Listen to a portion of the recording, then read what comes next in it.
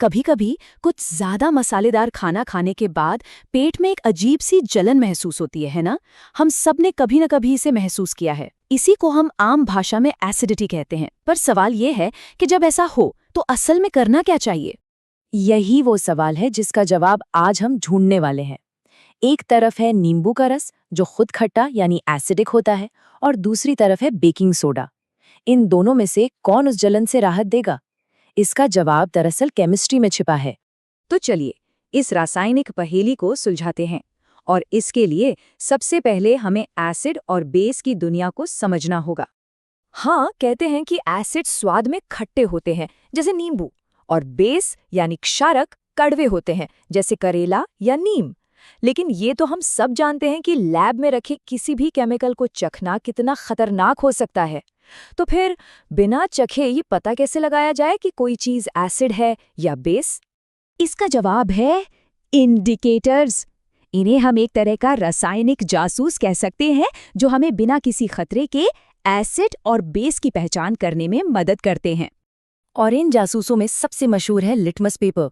इसका नियम बड़ा सीधा है। एसिड नीले लिटमस को लाल कर देता है और बेस लाल लिटमस को नीला। स्कूल की लैब में ये सबसे पहला और भरोसेमंद टेस्ट होता है। लेकिन क्या आप जानते हैं कि ऐसे कई जासूस तो हमारे किचन में ही मौजूद हैं? जरा सोचिए, जब कभी सफेद शर्ट पर सब्जी का पीला दाग लग जाता है और जैसे ही उस दाग पर साबुन रगड़ते हैं, वो पीला दाग लाल भूरा हो जाता है। पता है ऐसा क्यों होता है? क्योंकि हल्दी भी एक नेचुरल इंडिकेटर है और साबुन एक बेस होता है। तो अगली बार जब ऐसा हो तो याद रखिएगा कि आपने अभी-अभी एक छोटा सा केमिस्ट्री एक्सपेरिमेंट किया है। लेकिन क्या हो अगर कोई इंडिकेटर रंग बदलने के बजाय अपनी महक ही बदल दे? जी हाँ, ऐसे भी इंडिकेटर्स होते हैं जिन्हें गंधीय सूचक या ऑल्फैक्टरी इंडिकेटर्स कहा जाता है। इसे समझने के लिए प्याज का टेस्ट देखिए। अगर प्याज की गंध वाले कपड़े पर थोड़ा एसिड डालें तो गंध पर कोई असर नहीं पड़ेगा, वो वैसी ही रहेगी। लेकिन जैसे ही आप उस पर बेस डालेंगे, प्याज की वो तेज गंध एकदम से गायब हो जाएगी। ये कमाल का तरीका है ना एसिड और बेस में फर्क करने का। ठीक है, तो अब हम एसिड और बेस को पहचान तो सकते हैं, पर अब देखते हैं कि ये दूसरे पदार्थों के साथ रिएक्ट कैसे करते हैं, क्योंकि इनकी प्रतिक्रियाओं को समझना ही असली कहानी है। ये देखिए, एक क्लासिक लैब एक्सपेरिमेंट। जैसे ही दानेदार जिंक को सल्फ्यूरिक एसिड में डाला जाता है, ये जो बुलबुले उठ रहे हैं, ये साफ इशारा है कि यहाँ कोई जोरदार केमिकल रिएक्शन हो रहा है। पर सवाल ये है कि ये बुलबुले हैं किस चीज के? ये बुलबुले हैं हाइड्रोजन गैस के। नियम ये है कि जब भी कोई एसिड किसी धातु से रिएक्ट करता है तो वो एक सॉल्ट और हाइड्रोजन गैस बनाता है। और हाँ, ये गैस जल सकती है। अगर इसके पास जलती हुई तीली ले जाएंगे तो पॉप की आवाज के साथ जलेगी। अब एक और रिएक्शन देखते हैं। इस बार क्या होता है जब एसिड किसी मेटल कार्बोनेट जैसे कि बेकिंग सोडा से मिलता है। यहाँ भी एक गैस निकलती है, लेकिन मजे की बात यह है कि ये हाइड्रोजन नहीं है। इस बार जो गैस बनती है वो है कार्बन डाइऑक्साइड। और इसका पता लगाने का एक क्लासिक तरीका है इसे चूने के पानी से गुजारना। कार्बन डाइऑक्साइड गैस चूने के पानी को दूधिया बना देती है। तो मतलब साफ है, अलग अलग रिएक्शन से अलग अलग गैसें बनती हैं। और अब हम आते हैं इस कहानी के सबसे दिलचस्प मोड़ पर, उदासीनीकरण अभिक्रिया या न्यूट्रलाइजेशन रिएक्शन। ये तब होता है जब दो विरोधी ताकतें यानी एसिड और बेस आमने सामने आती हैं। ये देखने में बिल्कुल जादू जैसा लगता है। हम एक बेस लेते हैं, उसमें फिनोप्थलीन नाम का इंडिकेटर डालते हैं और घोल चमकीला गुलाबी हो जाता है।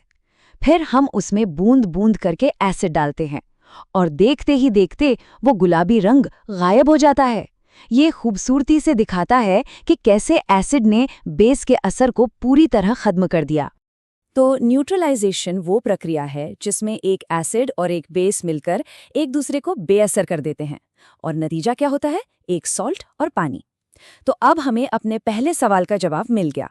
पेट की एसिडिटी को शांत करने के लिए नींबू जैसे एसिड की नहीं, बल्कि बेकिंग सोडा जैसे बेस की जरूरत होती है। लेकिन इन सब के पीछे की गहरी साइंस क्या है? मतलब ऐसी कौन सी चीज है जो एक एसिड को एसिड और एक बेस को बेस बनाती है? चलिए अब इस रहस्य से भी पर्दा उठाते हैं। आखिरकार हाइड्रोक्लोरिक एसिड हो या संतरे का रस, सभी एसिड्स में वो एक कॉमन चीज क्या है जो उन्हें एसिडिक बनाती है? इसका जवाब छिपा है आयन्स में। जब किसी एसिड को पानी में घोला जाता है तो वो चार्ज्ड पार्टिकल्स छोड़ता है जिन्हें हाइड्रोजन आयन यानी H+ कहते हैं। यही आयन्स पानी में बिजली को बहने देते हैं जिससे बल्ब जल उठता है और यही H+ आयन्स एसिड की असली पहचान है। तो सारी बात का सार ये है, सभी एसिड्स पानी में हाइड्रोजन आयन यानी H+ छोड़ते हैं और सभी बेस वे पानी में हाइड्रोक्साइड आयन यानी OH- छोड़ते हैं। यही इन दोनों का सबसे बुनियादी फर्क है। और अब देखिए सारी कहानी कैसे जुड़ जाती है। न्यूट्रलाइजेशन में असल में होता क्या है? एसिड से आने वाला H+ आयन और बेस से आने वाला OH- आयन ये दोनों आपस में मिलकर H2O बना लेते हैं, यानी पानी जो पूरी तरह से न्यूट्रल होता है। कितना सिंपल और सुंदर केमिकल बैलेंस है। ये जो संतुलन है ये सिर्फ लैब की टेस्ट ट्यूब में नहीं होता, ये हमारे पेट में, खेतों की मिट्टी में और यहाँ तक कि स्विमिंग पूल के पानी में भी लगातार काम कर रहा है। तो अगली बार जब एसिड या बेस के बारे में सुनने को मिले तो सोचिएगा जरूर कि ये संतुलन और कहाँ-कहाँ कायम है।